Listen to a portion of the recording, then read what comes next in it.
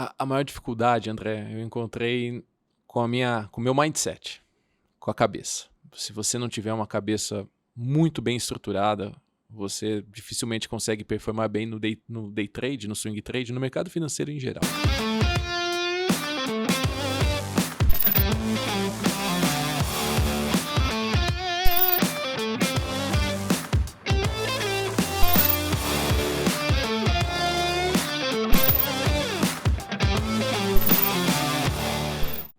Fala pessoal, muito bem-vindo a mais um podcast, o Trade for All. A gente espera aí trazer um convidado novo, bater papo sobre o mercado uma vez por semana, tá? E hoje eu tô recebendo aqui meu amigo Renato Bertani. Tudo bem, Bertani? Tudo bem, André? Muito bom estar aqui com você. Pois é, né? A gente tá gravando isso aqui numa super quarta, né? Que é aquele dia que todo mundo fica falando, o noticiário fica uma merda, né? Porque todo mundo só fala nisso, não, porque o Banco Central americano vai subir não sei quanto e não sei o que e tudo mais, e fica o mercado inteiro esperando esse negócio, né? O mercado inteiro esperando, você de olho ali, ver o que tá rolando, mas você sabe, né, que é engraçado que quantas super quartas a gente viveu, mas essa, a gente tem vivido momentos diferentes, né? O cenário econômico vai se degradando e os bancos centrais cada vez mais precisam tomar atitudes mais fortes e diferentes. E as quartas de tomada de decisão por parte da autoridade lá nos Estados Unidos acabam tomando uma magnitude maior. Estamos vivendo aqui uma possível quebradeira sistêmica de bancos nos Estados Unidos, né? E o temor... Eu não sei se... Porque como as crises acontecem, se resolve antes de ter... Eu não sei nem se quando o podcast for pro ar, sei lá, daqui a algumas semanas, se isso ainda está em voga, né? Uhum. Pode ter piorado bastante, né? Como já pode ser águas passadas, né? Mas hoje é a super quarta por enquanto, né? Talvez seja a reunião de Fed e Banco Central mais importante que eu tenha visto, talvez desde 2016, quando a gente começou a pensar em queda de taxa de juros, né? Não sei se você se lembra, naquela época estava altíssima também. E isso, claro, pressiona muito o mercado, né? E aí eu me lembro de uma dessas reuniões em que essa curva de juros parecia que ia começar a inverter, em compensação a bolsa começou a subir, e aí ficou 4 anos subindo. Tomara que isso venha a partir de agora também, né? E é engraçado que o Banco Central ele toma essa postura para tentar arrefecer a economia, né? E todo dia na sala a gente junto ali vem, poxa, ninguém segura a economia americana, né? Ela sempre subindo, sempre forte. E será que agora vai segurar? O último payroll, quando eu vi o número, eu falei, cara, não é possível, velho. Você ainda citou Porque todo mundo liga, né, essa coisa de você ter aumento de taxa de juros, né, com uma menor demanda na área econômica. E isso, via de regra, é o que acontece mundo afora e sempre foi assim, né? Então, quando você vê a taxa de juros nos Estados Unidos acima de 5% e a economia bombando, você fala, que porra é essa, né, cara? Porque isso é um tipo de coisa que você nunca viu. Bom, enfim, quando esse episódio for ao ar, já tem decisão, já sabe o que vai acontecer, já sabe se subiu, se não subiu, se caiu, se tem sinalização. Mas hoje de manhã eu estava num programa e foi perguntado para mim se eu não achava também que os juros tinham que cair, né? E é claro que juro ter que cair, juro caindo, né, seria muito melhor para a economia, né? Então, como André cidadão, é claro que a gente quer que o juro caia, né? E como trader também, principalmente porque eu gosto de fazer, que é o swing trade, bolsa em alta, que é o que juro caindo, geralmente tem uma grande chance de ser sinônimo de bolsa em alta, né?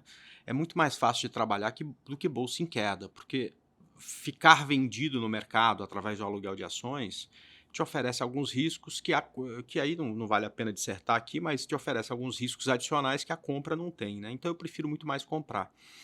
Mas o meu comentário foi o seguinte, né? Fica essa pressão para baixar juros, e eu acho que é uma das piores coisas que se tem para uma economia é um cenário de juros altos. Só não é pior do que a inflação. E eu vivi, né? Uma coisa boa de você ficar velho é que você vive um monte de coisa, né? Eu vivi a época da inflação, me lembro muito bem do plano cruzado com Sarney. Eu era criança ainda, mas eu não conseguia entender o que era viver sem inflação. Eu perguntei para minha mãe, cara, é engraçado, é uma das lembranças de infância. E ela me explicando que, imagina se... Sabe aquela bicicleta que você quer? Porque quando eu era pequeno, ninguém queria. Sim. Hoje em dia, minha filha quer iPhone, né? Na época eu queria uma bicicleta, né? E que, inclusive, era bem mais barato do que iPhone, né? Sim. Então, eu sei a bicicleta. Então, imagina que daqui a um ano você vai ganhar essa bicicleta e o preço dela vai ser o mesmo que é hoje. E eu falei, mas como assim, né? Porque era uma coisa que nem passava pela cabeça, numa época de inflação enorme, né? Eu tinha, sei lá, 10, 11, 12 anos. Mas, então eu vivi isso, né? O que era você ir de manhã comprar arroz era um preço, na parte da tarde você ia já era outro, né? Então, eu acho que pior que juro alto, só inflação mesmo, né? Então, eu imagino como é que deve estar a cabeça desse Banco Central mundo afora, tendo que equilibrar essa balança, né? Judiar da economia, mas no outro lado tentar segurar a inflação, né? Como é que fica? Mas enfim, a gente já foi muito para frente, a gente já está divagando aqui, falando de questões do mercado, né? Mas eu queria falar um pouco da tua história. Você já contou um pouco lá no Gamecast, mas uma coisa que eu percebo da sua história é que você já fez de tudo, né, cara? Você já foi operador de swing trade, você já foi o maluco que faz day trade sem parar, comprando e vendendo ação, futuro, escambau e tal. Você gosta do mercado de opções, né? Para certos momentos em que você encontra ah, Timing. time, né, condições, né, e você hoje é um cara que propaga uma teoria, que é a teoria de Wyckoff, que é, por sinal, muito assertiva, talvez muito mais para os mercados futuros do que exatamente as minhas estratégias. Você já passou por de tudo um pouco no mercado. Talvez você não tenha operado DI ainda, né, que é o craque, né, das... É o que pode Se for, matar mesmo. mas eu queria que você me falasse para mim um pouco da onde foi que você encontrou mais dificuldade, porque você acabou vencendo em todos esses mercados e não deixou de procurar, que é uma coisa boa, porque quando a gente para aqui no mercado a gente morre, né? Onde você encontrou mais dificuldade? Foi no day trade, foi no swing, foi com opções? Aonde que você encontrou mais dificuldade? A maior dificuldade, André, eu encontrei com o meu mindset, com a cabeça. Se você não tiver uma cabeça muito bem estruturada, você dificilmente consegue performar bem no day trade, no swing trade, no mercado financeiro em geral. E desde lá do Gamecast para cá, né, já se passaram aí, acho que uns 3 anos, a gente vai se adaptando, né? A gente vai se conhecendo. Essa é uma frase realmente aí bem verdadeira. Eu fui me conhecendo e a gente vai se descobrindo com novas características, com momentos que você se depara com uma dificuldade maior no mercado, porque o mercado muda. Naquela oportunidade eu lembro que Magazine Luiza era muito diferente do que está hoje, né? O varejo, assim, a bolsa em si né? toda, né, André? A gente foi lá, era 2019, nós estávamos vindo daquela virada de mercado de 2015, 2016, né? Um pouco antes até, mas ali que ocorreu a virada e a gente estava no final de uma onda de consequência, que hoje eu falo da teoria de Wyckoff, né? E ali você vai tendo que se adaptar. Eu me deparei com o fluxo, eu sou matemático de formação, né? Sou da mesma área sua, exatoide, né?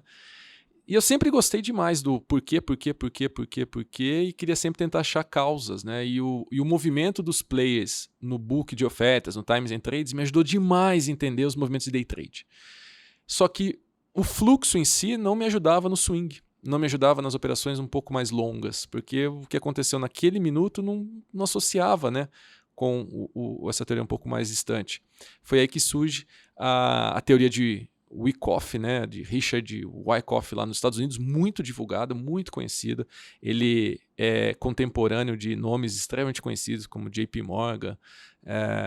E essa teoria que lá grandes fundos utilizam, traders utilizam, diversas magnitudes de operadores utilizam, aqui é muito pouco difundida. Só que para mim fez o casamento perfeito, porque trouxe tudo aquilo que eu aprendi de bom na análise técnica, no gráfico, absolutamente tudo, análise técnica, price action, junto do fluxo, porque a teoria ela se passa com a lei de causa e efeito, oferta e demanda, e esforço e resultado. E justamente a oferta e demanda é a parte da teoria que se relaciona com o fluxo. Só que a causa e efeito e o esforço versus resultado é preço e volume. Então a gente tem a parte gráfica, a gente tem a parte dos candles, só que não simplesmente o preço, mas sim qual é a dificuldade que o preço desempenha. E fazendo toda essa conexão, a teoria para mim se juntou de forma assim, realmente magnífica. E hoje eu aplico tudo isso aos futuros com você lá na sala, mas aplico também as minhas operações de swing, position, porque a gente consegue entender ali aonde que o grande player está acumulando, está querendo aquela ação e aquilo gerando uma causa que no futuro pode dar realmente aí um excelente resultado. Então, hoje eu faço exatamente isso. Voltando um pouco, quando a gente fala de problema emocional, porque uma coisa que me incomoda muito tipo assim, o livro do Alexander Elder, né? Quem lê aquilo de forma rasa, né, vai falar que os 3 pilares você tem que ter um método, você tem que ter a mente sã e você tem que ter um bom gerenciamento de risco. Então, você pergunta para qualquer um, todo mundo parece papagaio. Não, tem que ter um bom gerenciamento de risco e tem que ter uma mente saudável, né? Como se isso fosse um botão que você apertasse e tá bom, agora eu tenho uma mente saudável, né? Como se o gerenciamento de risco fosse alguma coisa que você faz, fiz agora, nunca mais vou fazer, né? Que é uma rotina infernal, você tem que preencher planilha, escambau e tal. Eu falo, cara, sempre que eu posso, quando eu vou discursar em algum lugar, ou falar alguma coisa, vou apresentar alguma coisa num assessor de investimentos e tal, qual assunto que você quer falar? Eu sempre falo gerenciamento de risco, porque, cara, não pode ser só uma palavra, 3 palavras, gerenciamento de risco, né? Você tem que explicar que o diabo que é isso pro cara que está começando. Quando a gente fala de tem que ter uma mente bem equilibrada, cara, isso é mais subjetivo ainda, porque a minha cabeça funciona de uma forma completamente diferente da sua, que funciona da forma completamente diferente de quem está escutando esse podcast, né? Então, por exemplo, eu sou muito mais calmo para fazer operações do que a grande maioria. A grande maioria que eu conheço quer entrar, quer mudar o stop logo, quer sair logo, ou é ganancioso demais, não quer nunca mais sair da operação, é o famoso inimigo do fim, né? E eu consigo seguir muito mais as regras, mas eu também tenho muito mais experiência de mercado, né? Tenho muito mais tempo de mercado. Enfim, então, a mente, essa organização do que é uma mente saudável, como me organizar para ter essa mente saudável, para mim é diferente.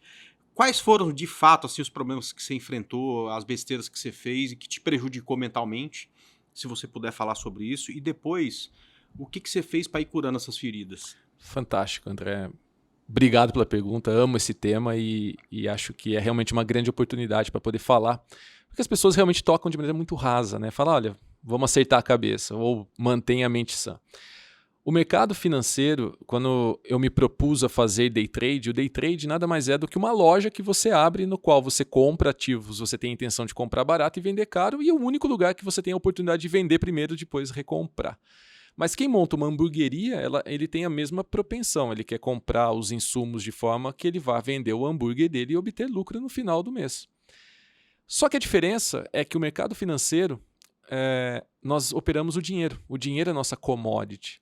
Quando você compra os insumos de uma hamburgueria, ao final de um mês, se você tiver ali uma contabilidade mais célere, talvez em 15 dias você já começa a perceber um fluxo de caixa negativo. Algumas empresas nem levam muito mais tempo por aí para se perceber. Anos, né? 10 anos, né? Mas enfim, no day trade não. Você faz uma operação e em algumas horas, que é muito longo prazo no day trade, você já consegue ver resultado, seja positivo, seja negativo, e isso mexe com o emocional.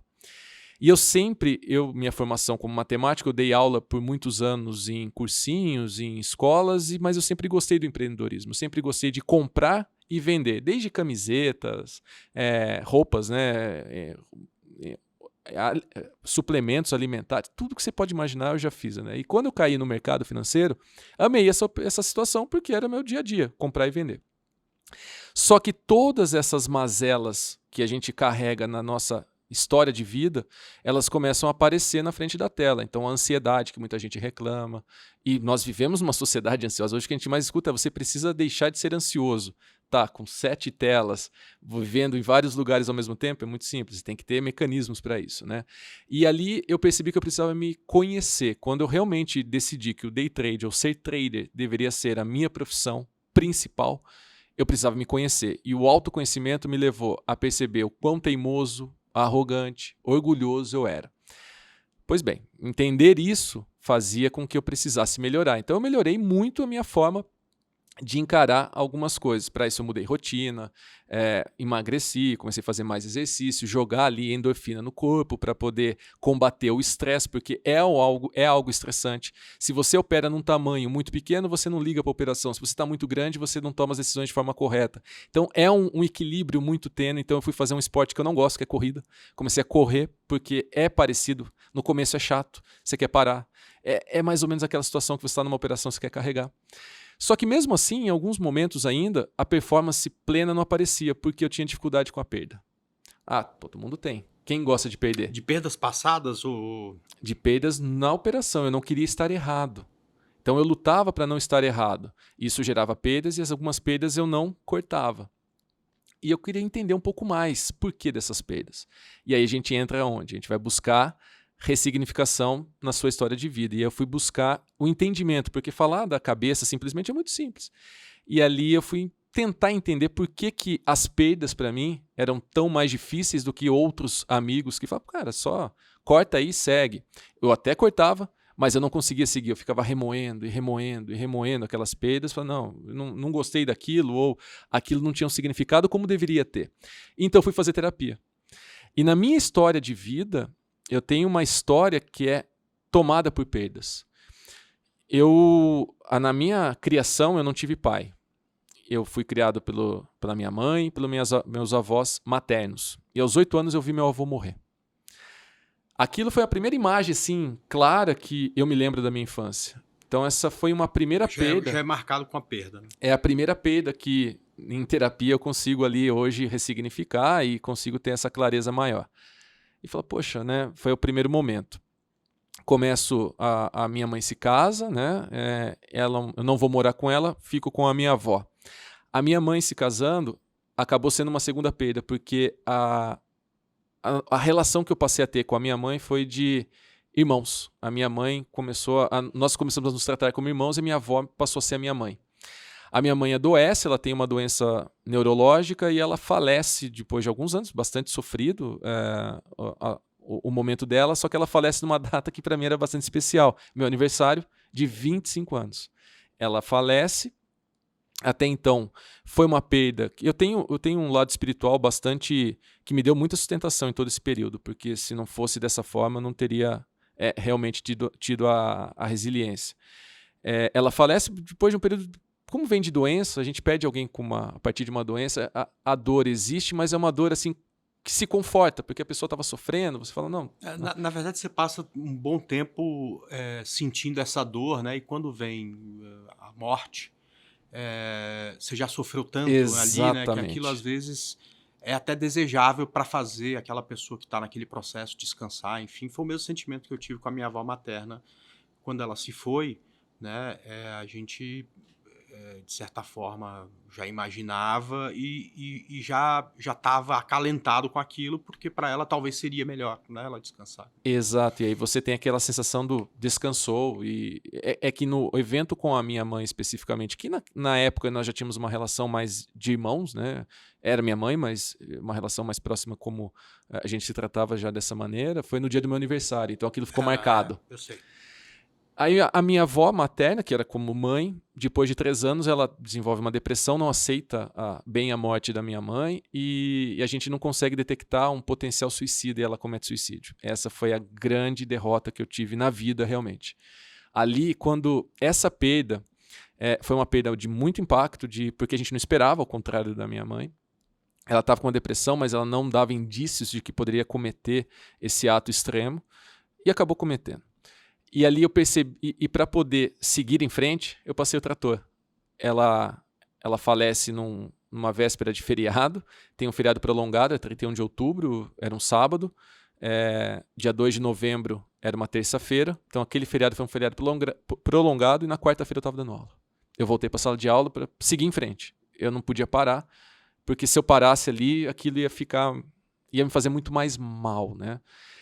E toquei minha vida. Continuei dando aulas, empreendi e caí no mercado financeiro. Só que esses eventos maiores, tem uma série ainda de outros pequenos eventos, mas esses eventos maiores foram perdas em que eu não ressignifiquei no passado.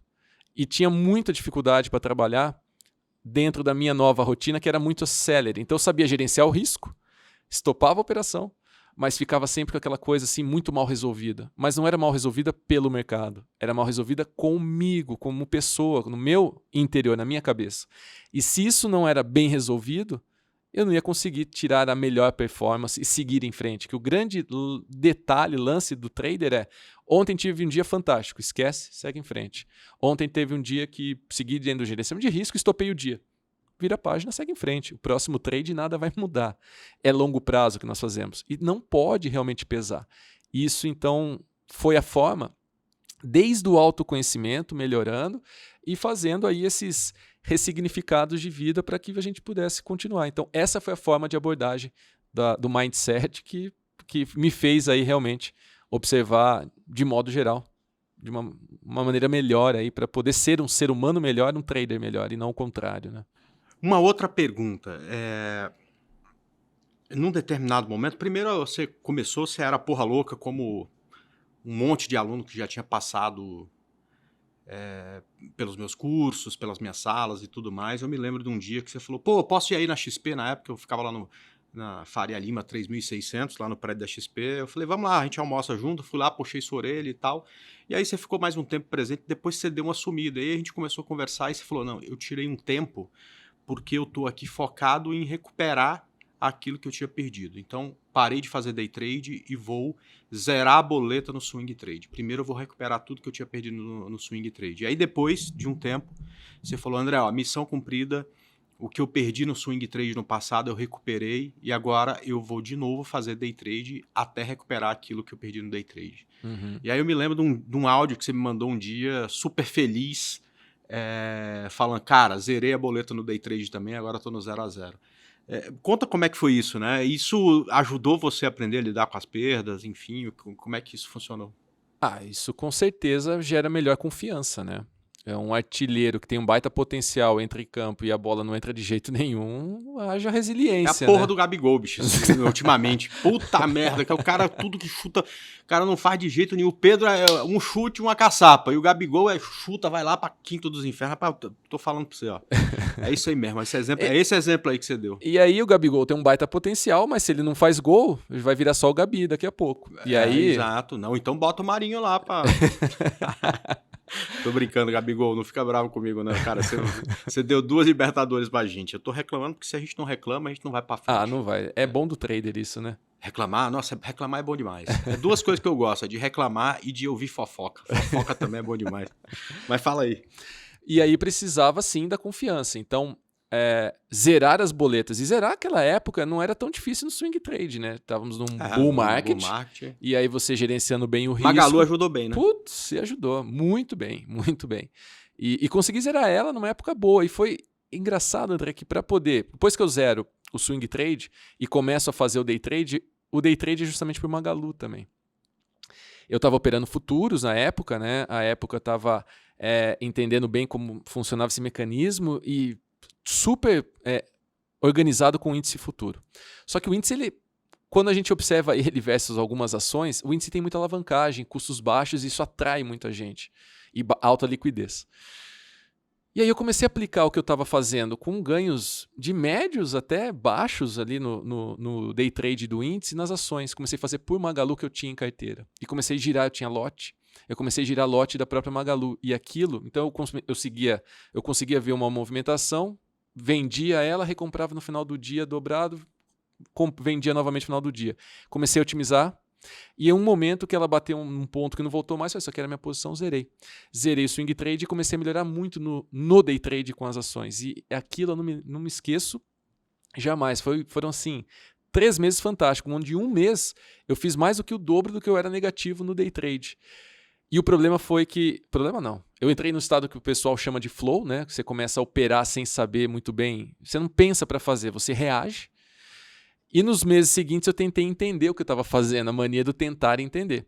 Eu não deixei de ganhar, mas eu diminuí o percentual ou aquela performance fantástica que tinha tido. Porque você entende o tamanho dos riscos, né?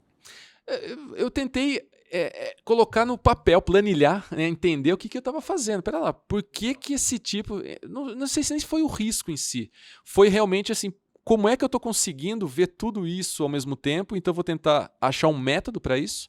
Só que ali não encaixou. Então, o que eu tinha feito X naquele mês, eu fiz X sobre 3 nos meses seguintes, mas ainda positivo e um valor significativo.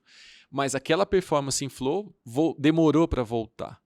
E ela foi voltar quando eu comecei a trazer outros ingredientes para o meu caldeirão. Então, zerar a boleta, depois desse momento porra louca, como você falou, voltar para o simulador. Simulador de maneira aviador. Ou seja, simulador não é um videogame que eu faço o que eu quero, como eu quero, quando eu quero. Exatamente, eu vou replicar o cenário. O cenário é esse aqui, ó. Estopei o dia, trava de limite no simulador. Perdeu no simulador, acabou o dia. Vou bater meta no simulador.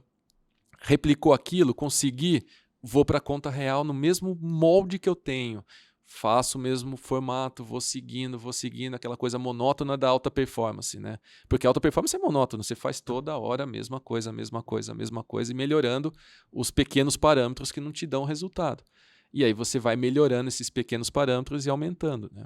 Então esse momento, junto do entendimento do mindset com o Mark Douglas, nossa, André, foi o gatilho para que tudo realmente funcionasse. Mark Douglas, você está falando de um livro. Que livro que é? Eu estou falando do trader mesmo, né? Do coaching, que ele já é falecido hoje. Mas tem muito material na internet. A internet, o YouTube é fantástico com isso, né? Mas existe o livro O Trader Disciplinado. E existe o que foi traduzido, inclusive, há pouco tempo aqui no Brasil. Pelo Márcio Noronha, né? Márcio Noronha, que faz um trabalho fantástico pra gente, né? Traz eu tenho uma aqui no meu escritório, depois eu te mostro. Ele me mandou de presente autografado. Genial. Manda um pra mim, professor. Não, mas é fantástico e é engraçado. Aliás, é o seguinte, um dia ele falou, porra, André, eu me sinto muito lisonjeado, porque não tem um dia que alguém não fale, porra, eu tava lá com o professor André e ele falou de você, falou muito bem e tal, então muito obrigado e tal. Então, se você tá aí escutando e tem acesso ao Márcio Noronha, fala que eu mandei um abraço e ele é uma peça, talvez a mais importante da análise técnica no Brasil, porque é um cara que está desde a década de 70 no mercado, dando show de bola, falando a coisa de uma forma correta e sem precisar, ainda hoje, trabalhando muito, muito para o desenvolvimento do nosso mercado. Né? É um grande legado, né? É fantástico mesmo. Obrigado, professor, aí. Porque fui seu aluno também, fiz o curso do Márcio Noronha lá em 2017. Obrigado, professor, aí pelo legado. André, e esse livro do Mark Douglas, ele é fruto de um programa que ele tinha nos anos 90 e 2000, que ele fazia o curso ao vivo. E tem uma série de 1h30 com 4 episódios no YouTube. Essa série de 4 episódios de 1h30 do Mark Douglas, cara, é sensacional. E infelizmente, assim, ela não tem a reverberação necessária, porque, primeiro, o trader que está começando não dá devido valor a isso. Não tem experiências ainda suficiente para assistir aquilo como deveria. Eu te falo porque eu já assisti 4 vezes e cada uma das vezes foi diferente. Totalmente diferente. Em cada momento que você assiste da tua jornada, em algum dos 4 episódios, você fala assim, ele tá falando comigo. Cara, não é possível. Porque o cara parece que sabe onde tá a ferida e cutuca o dedo na sua ferida, né, cara? Porque a história de todos nós que estamos no mercado e que perseveramos e damos certo, e a gente tem muita similaridade. As dores, os medos, as vitórias, as euforias, as tristezas, porque ao mesmo tempo que a gente está conversando o tempo todo, tem hora que você está sozinho. Na maioria das vezes você está sozinho. E aí... E o que é pior, Bertani, você está sozinho na pior hora possível, que é na hora de tomar decisão. Por exemplo, meu pai era patologista, entendeu? Às vezes ele ficava em dúvida em relação a uma lâmina que ele estava examinando, ele pegava aquilo, mandava para o professor dele de Goiânia, o cara ajudava ele, dava a opinião dele e tudo mais, então ele dava um laudo com a opinião de um monte de gente que ele, enfim, conhecia, que era profissional que nem ele, que deu aula para ele e tudo mais, né?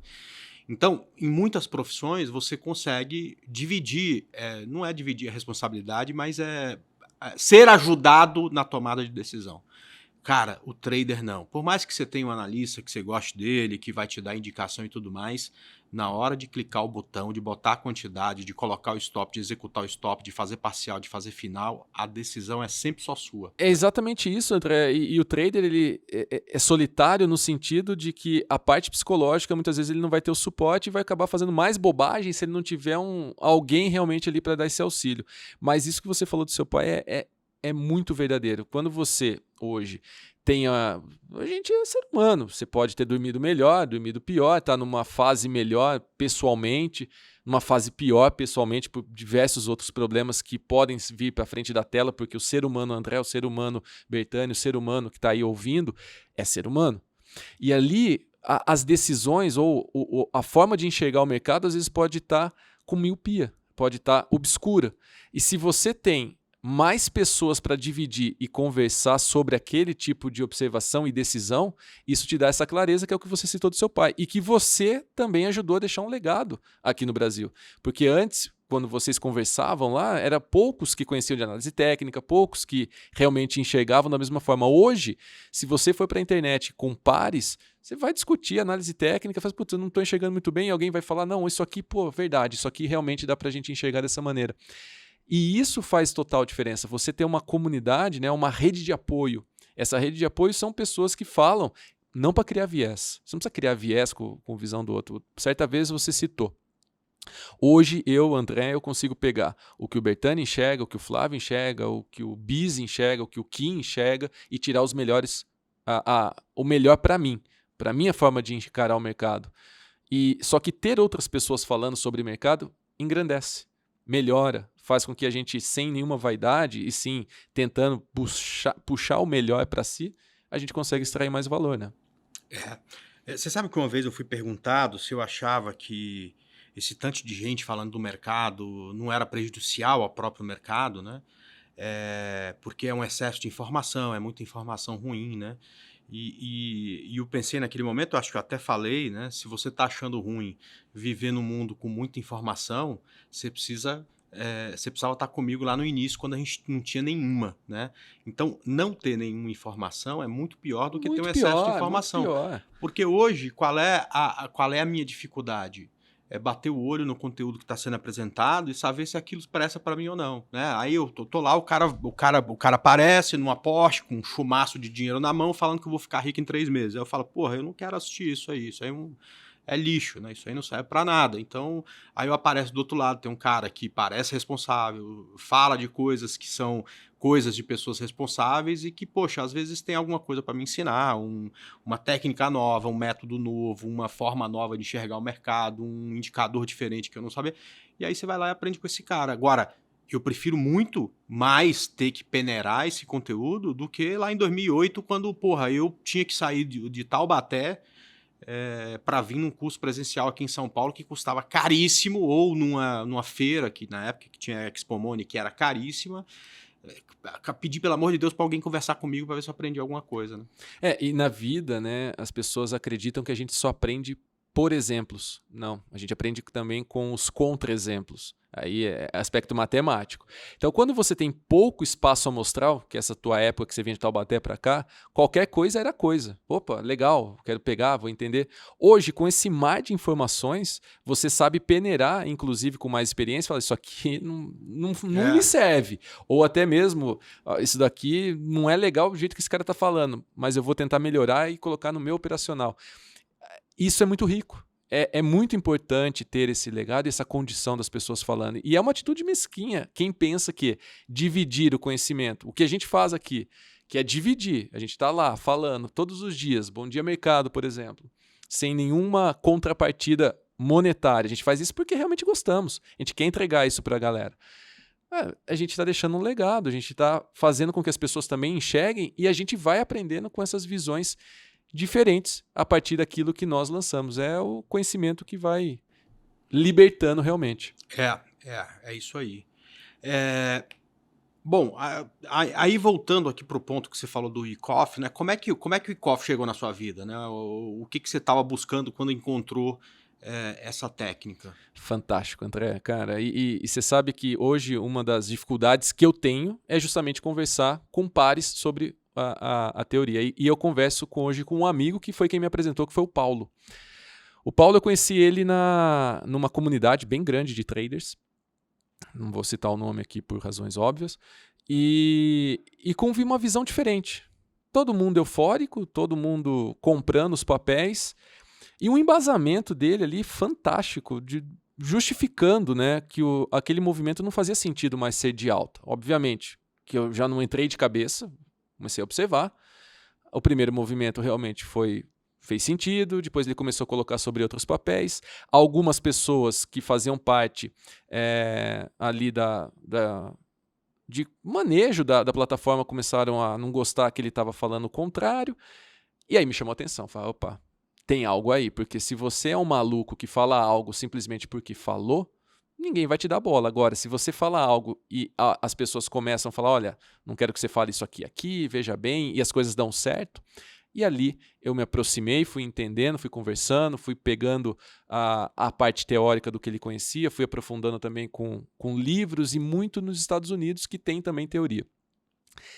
E ali eu comecei realmente a perceber quão poderoso era essa teoria, essa técnica que é válido tanto para futuros, para ações, para DI, para criptomoeda, e por que no Brasil é tão pouco difundida.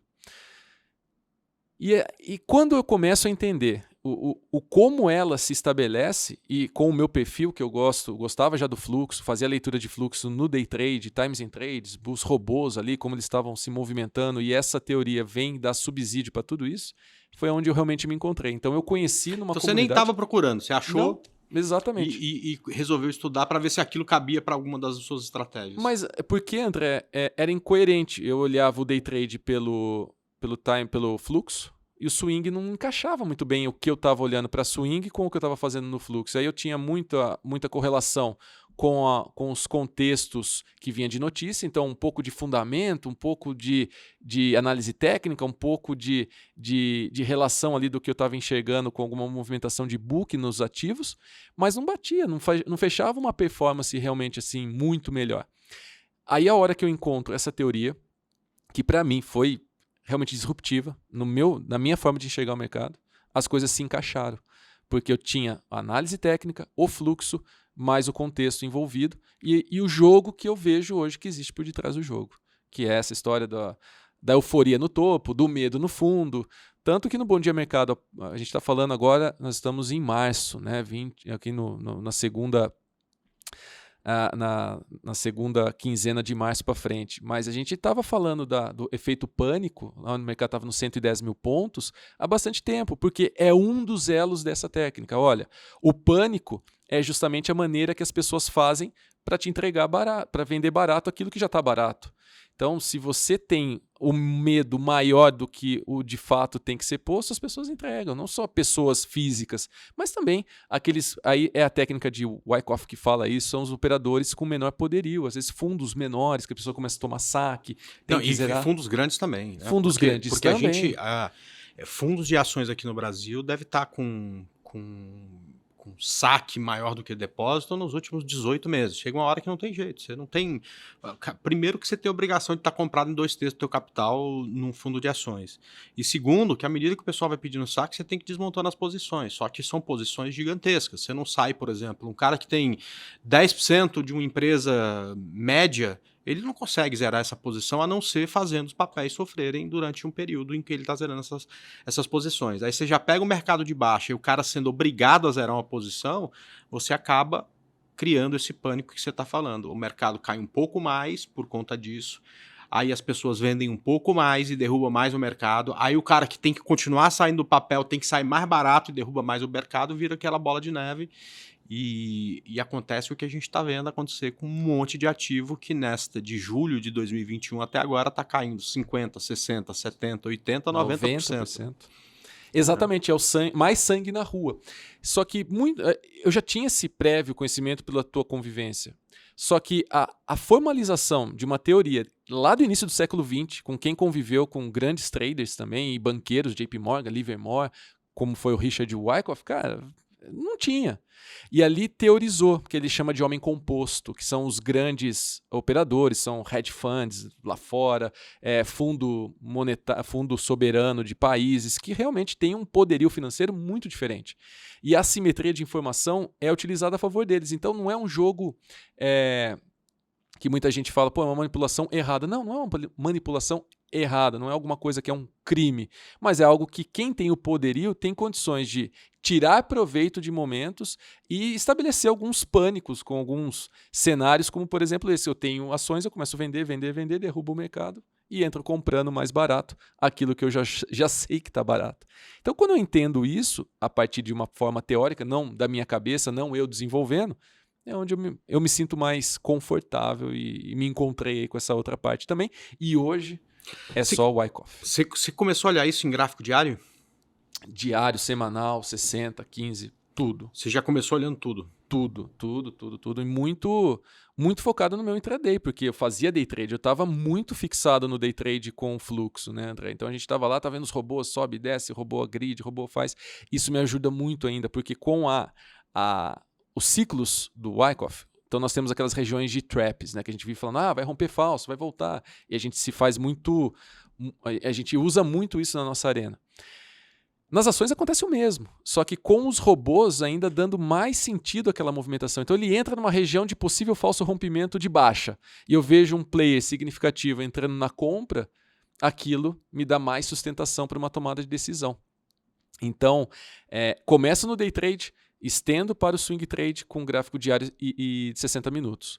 E aí eu começo a olhar, inclusive, o cenário macro. Que a gente estava batendo um papo antes. Olha, no macro, se a gente começar a colocar mensal e semanal nessa história, aonde nós estamos é um cenário que pode ser que num futuro muito próximo aí, a gente volte ali para a região dos 120, 125 mil pontos. Pode ser. Nós não temos nunca certeza de nada.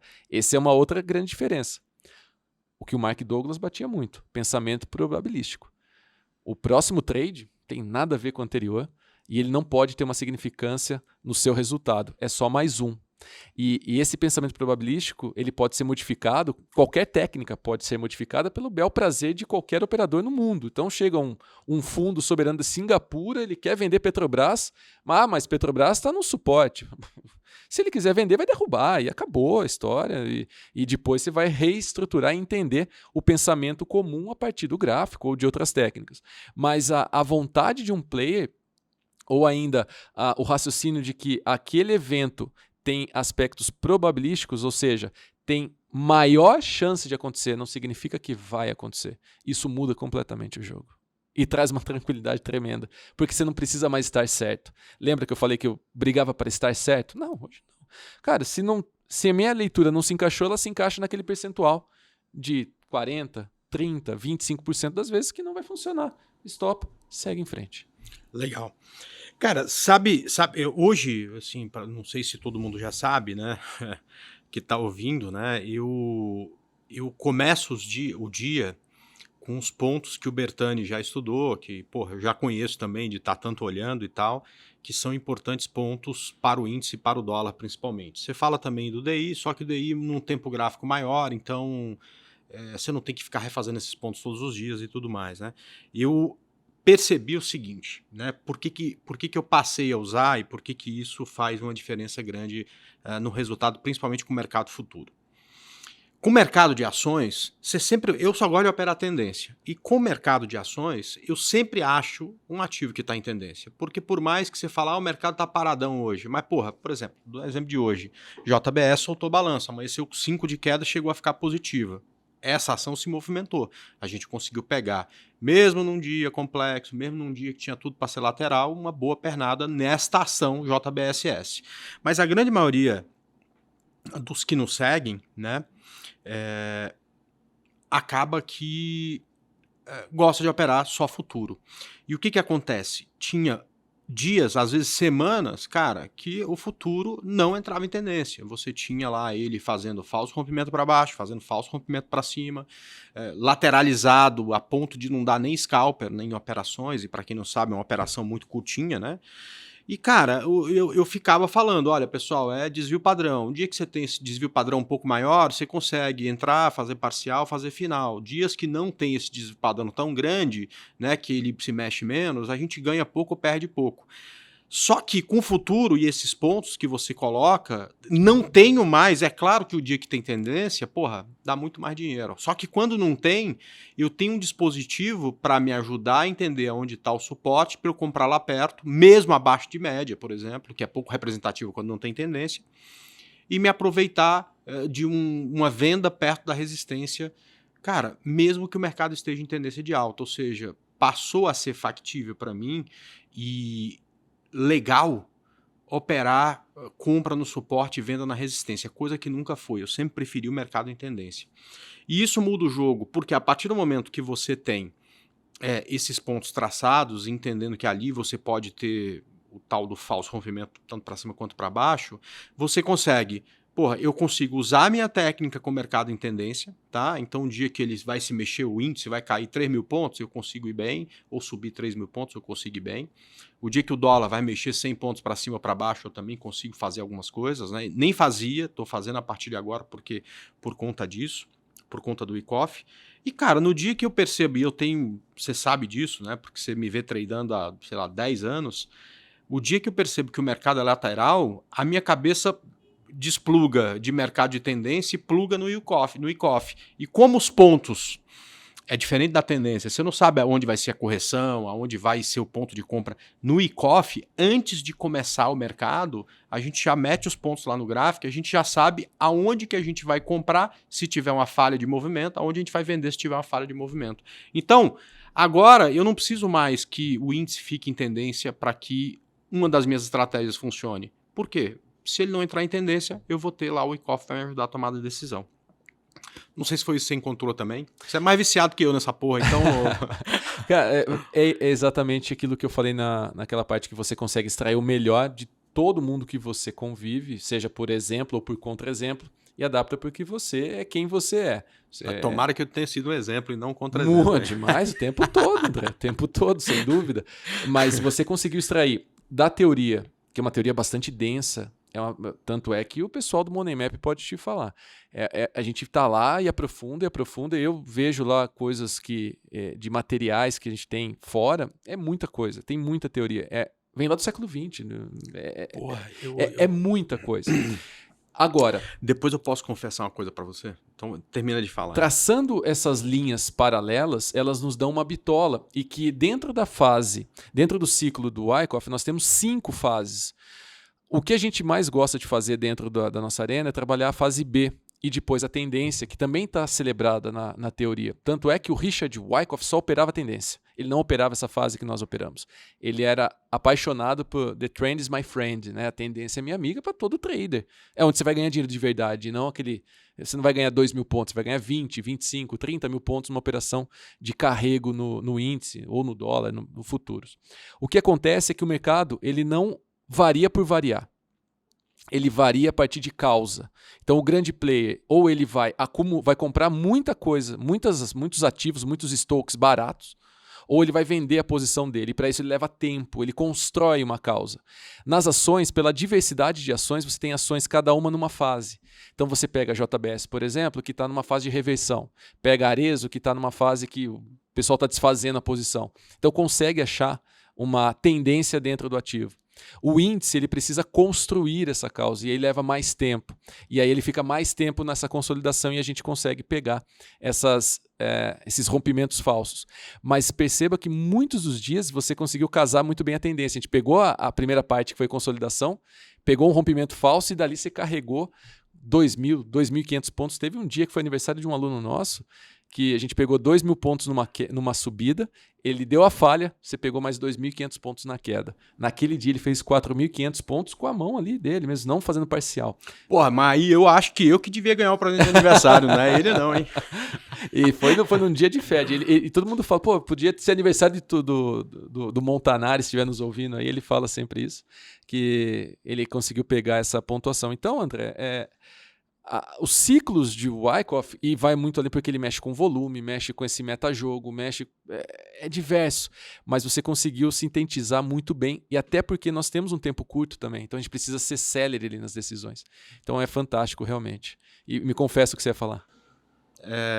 Não, eu tava confessando que, cara, eu tenho pouca curiosidade, porque eu acho a coisa um pouco complexa demais para mim. E na fase que eu já tô, cara, o que eu gosto mesmo é de botar a linha lá naquele lugar lá. Eu não sei nem por que aquela linha tá ali e eu vejo que funciona. Então, eu parei no ponto de onde que eu coloco as linhas. Aí você fala, porra, essa linha aqui é POC, a outra é sei lá o quê. Creek. Ice. Ice. Eu falei, porra, não quero saber porra nenhuma. Eu quero botar a linha aqui e eu vou brincar com essas linhas. Cara, porra, tá funcionando tão bem, Bertani, que eu não tenho que me preocupar em dar nome pra linha. Porra, já tenho um pouco de experiência para saber, inclusive, sem ver o volume, quando tem maior probabilidade de voltar ou não. E, cara, para mim tá bom demais, cara. Tô sendo sincero contigo. Ou seja, tô correndo o risco aí de fazer parte do Caged. Porque tem que continuar dando certo, né? Muito Não, mas bom. tá dando certo, tá dando certo. Não, realmente, mas realmente, para mim tá sendo suficiente entender menos. E o engraçado, né, cara, que em tudo que eu me aprofundei muito, eu acabei ficando mais mole e tendo meus resultados piorados, porque aí eu começo a fazer algumas ponderações e tem muito do porquê, do porquê, do porquê. Eu hoje, você não tem que fazer isso quando você está começando, você tem que fazer isso depois de um tempo, quando você ganha experiência. Eu hoje, pelo sim, pelo não, cara, eu compro um texto da posição e deixo lá, entendeu? Uhum. Assim, não sei se está na hora, não sei se está na hora, não sei. Então compra um texto da posição ou vende um texto da posição e começa, entendeu? Porque se você for ficar sempre esperando o melhor momento, a condição ideal, não, porque o volume tem que ser maior, que é um monte de regra que eu coloquei para as minhas estratégias, mas precisa ter isso, porque eu lido muito com o iniciante, Uhum. e o iniciante precisa ser muito apegado à regra. Se você faz isso com tudo, isso acaba, às vezes, te deixando de fora de jogo em momentos muito bons, né? Então, tá legal, tá só com essas Mas você sabe informações. que, com tudo isso que você falou, e é verdade, acho que simplificar ajuda demais, porque a gente traz o inconsciente para trabalhar com o método. Mas existem alguns momentos que você mesmo, há pouco tempo atrás, criou essa provocação positiva em mim. Assim, será que a gente precisa começar com um texto de mão em alguns momentos? É, Alguns momentos, será que não vale a pena entrar um porra, se pouco mais vale, se pesado? vale. E aí, esses poucos momentos mais pesados é exatamente o que você está falando, que é o aprofundamento. Aonde estamos? Por que vamos entrar mais pesado ao invés de entrar com um texto? Porque entrar com um texto de mão, para quem está nos ouvindo, assim, a gente pode operar 3 contratos. A gente compra um, depois compra um segundo e vai construindo a posição onde a gente tem um momento ainda de incerteza É. mitigado pelo gerenciamento de risco. Só que aí a gente precisa de tendência. Ou amplitude. Amplitude, ok. Mas a gente precisa de uma perna a favor daquele movimento que falhou, bem representativa, para a gente conseguir sair muito bem. Se a gente pega aquelas, desculpa te interromper, mas se a gente pega aquelas linhas e naquelas linhas paralelas tiver uma diferença de 1.500 pontos e ele rompeu o falso, colocando mais 500 pontos para baixo no rompimento falso, a gente tá passou a ter falando de 2.000 pontos. Certo. Só que, assim, em boa parte das vezes, ele falha no meio do caminho. Então, quando, por exemplo, a perspectiva hoje era de um mercado mais travado por conta do Fed. A gente sabe que em dias de Fed o mercado fica mais travado. Cara, não dá para você ir construindo uma posição, comprando num ponto, depois mais 300 pontos você compra mais 300 pontos você compra mais, porque, porra, Matou. é muito difícil ir na bitola de cima, no ponto de resistência. Aí para esses casos, né, aí a gente consegue otimizar essa entrada. É a proposta que a gente está discutindo e vamos chegar a uma conclusão para... Exato. Eu tenho feito testes, a gente vai fazendo testes. Por que você vai fazer isso? Para ganhar mais. A gente só faz para melhorar a estratégia, né? A gente só faz mudança em qualquer coisa para melhorar a estratégia. É o E aprofundamento. se você acha, não, porque eu achei a minha estratégia e agora acabou não, brother. Vai ficar a vida inteira tendo que melhorar a estratégia. Mas tá dando certo. Espera mais 6 meses. O mercado muda, você tem que se adaptando. Não pare. Porque se você parar, brother, o mercado passa por cima de você, não tem jeito. As pessoas começam no mercado achando que o mercado é matemático ou exato, né? O mercado é biológico, né?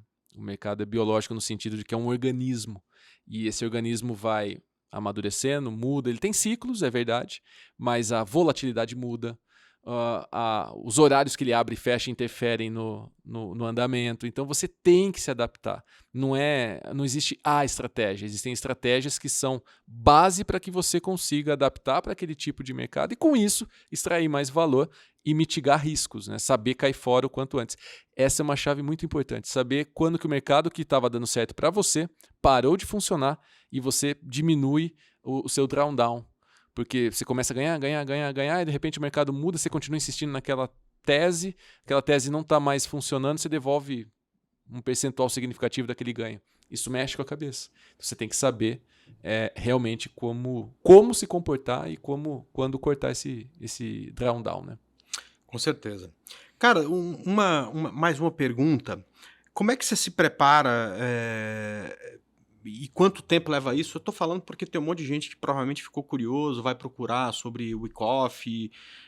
Agora pode ser que para muita gente não sirva. Se for um troço muito trabalhoso, que o cara tem que ficar 6 horas por dia estudando, tem gente que não tem esse tempo, né? Como é que é esse seu preparo? Quanto tempo você gasta nessa preparação, enfim? Preparação pré-mercado ela acontece bem cedo. Eu acordo por volta das 5:30 da manhã, 15 para 6, ali eu começo a... mais cedo que eu, 4, 6 e 15.